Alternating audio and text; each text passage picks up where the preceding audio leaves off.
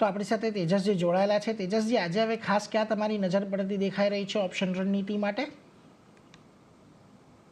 તો જેમ કે મેં મારા ઓપનિંગ રિમાર્કમાં બતાવ્યું છે કે જે નિફ્ટીનું જે સ્ટ્રક્ચર છે થોડું માઇલ્ડલી પોઝિટિવ થઈ ગયું છે. આજના ગેપ અપ ઓપનિંગ પછી 24,800ની આજુબાજુ સારો સપોર્ટ છે, તો મારા હિસાબથી ઘટાડે બાય કરવું જોઈએ. ગેપ અપ ઓપનિંગ થયું છે તો થોડું કન્સોલિડેશન કે માઇનર પુલબેક આવી શકે.